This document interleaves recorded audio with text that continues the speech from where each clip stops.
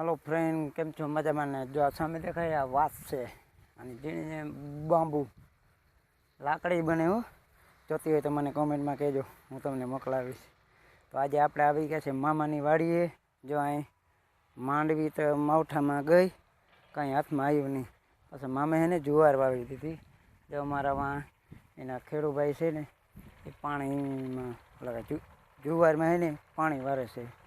કારણ કે હવે જુવાર જેમ પાણી વાવશે ને ખાતર સાથે ને એમ જ વધશે, નકર વધશે નહીં. હાલે એની પાસે જઈએ. આપણે આવી ગયા છીએ અહીંયા ભાયાભાઈ પાસે. એનું નામ તો રશ્મિલ છે, પણ અહીંયા અમારા અહીંયા વાડી છે ને એને ભાયાભાઈ કે. ભાયાભાઈ, તમે કેટલા ટાઈમથી અહીંયા છો? 20 વર્ષથી. હા, એ અહીંયા 20 વર્ષથી જો આજુબાજુમાં ભાગ્યા કરે ને ખેતીમાં કામ કરે. તમે ક્યાંના?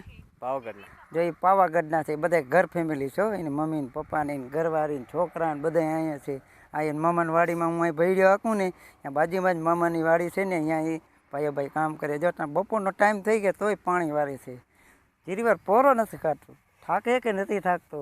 ના, હું પાણી વાળામાં થોડો થાક લાગે. જો એટલે પાણી વાળામાં થોડો થાક લાગે. હું તો જો આ સામે ભૈડ્યો દેખાય ને એ ચલાવીને ધૂળ ઉડાય રાખે તોય સાંજ પડે થાકી જાઉં. ગુંદરી કેવી થશે આમાં? સારી થાય. હારી થશે. તમે તો મજૂરી કરો ને? હવ. કેટલી દાડી આપે? 350 રૂપિયા. જો એને 350 રૂપિયા દાડી દિવસની આપી છે. માં તો જો ભેડિયો હાલે ને તો જ દાડી થાય, નહીં તો ઠેંગો. તો અમારો ભાઈનો વિડીયો ગમ્યો હોય તો લાઈક અને ફોલો કરી નાખજો. જય રાધે રાધે.